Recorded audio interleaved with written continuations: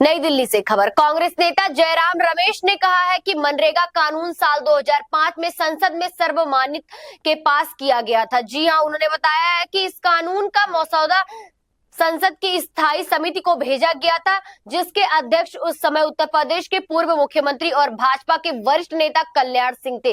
समिति की सिफारिशों और मनाने के बाद ही मनरेगा को पूरे देश में लागू किया गया। जयराम रमेश ने कहा कि यह योजना ग्रामीण गरीबों और मजदूरों के लिए बहुत जरूरी साबित हुई। उन्होंने नए अधिनियम वी ग्राम जी पर कड़ी आलोचना करते हुए कहा कि इसमें वी का मतलब विकसित भारत नहीं बल्कि विनाश भारत है और जी का मतलब केवल केंद्रीकरण की गारंटी नहीं। जयराम रमेश ने बताया कि पिछले 17 वर्षों में मनरेगा से करोड़ों मजदूरों और उनके परिवारों को काम और सहारा मिला है। खासकर कोरोना महामारी के समय इस योजना ने करोड़ों लोगों को राहत दी थी। उन्होंने चेतावनी दी है कि जिस तरह इस योजना को कमजोर या हटाने की कोशिश की जा रही है वह देश और ग्रामीण भारत के हित में नहीं है।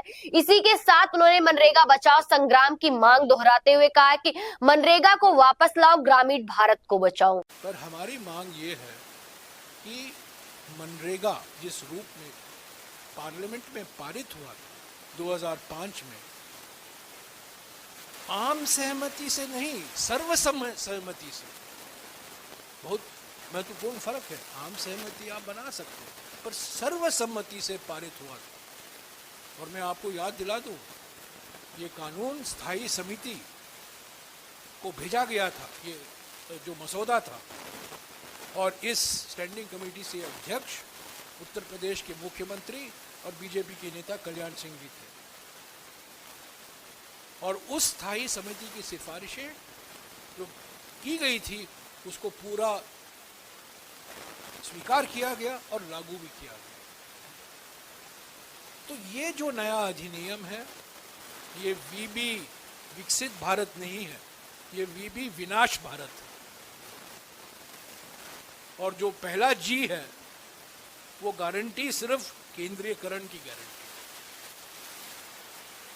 और कोई इसका उद्देश्य नहीं है।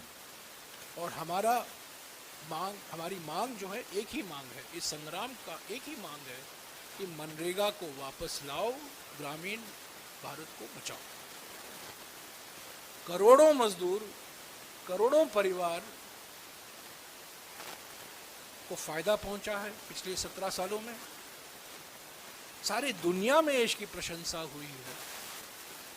कोविड के महामारी के समय ये एकमात्र कार्यक्रम था जिसके द्वारा राहत पहुंचाया गया करोड़ों परिवारों को असंगठित क्षेत्र में। और जिस तरीके से, जिस बुलडोजर तरीके से इसको हटाया गया है और नया अधिनियम लाया गया है, मैं समझता हूँ ये देश के हित में नहीं है। और इसीलिए भारतीय राष्ट्रीय कांग्रेस और हम पूरा प्रयास करेंगे, अलग अलग पार्टी में भी इसमें शामिल होंगे, नागरिक संस्थाओं की भागीदारी होगी, जो अलग अलग मजदूर संगठन हैं उनके साथ हम काम करेंगे। ये एक राष्ट्रीय संग्राम होगा। हालांकि नेतृत्व कांग्रेस पार्टी कर रही है, पर ये राष्ट्रीय संग्राम होगा। और इसका पहला चरण, जैसा कि वेणुगोपाल जी ने कहा है, 45 दिन का होगा। उसके बाद तो हमें इसको बरकरार रखना है। कैसे हम इसको बरकरार रखेंगे उस पर हम विचार करेंगे, पर इसकी शुरुआत हम 8 जनवरी से करेंगे। और आप देखेंगे कि इसका नतीजा वही होगा जो 3 काले कृषि कानून का हुआ। 20 सितंबर 2020 को जबरदस्ती 3 काले कानून पारित किए गए पार्लियामेंट में, और 19 नवंबर 2021 को प्रधानमंत्री को उन काले कानूनों को वापस लेना पड़ा। इस संग्राम का नतीजा वही होगा, मनरेगा वापस लौट।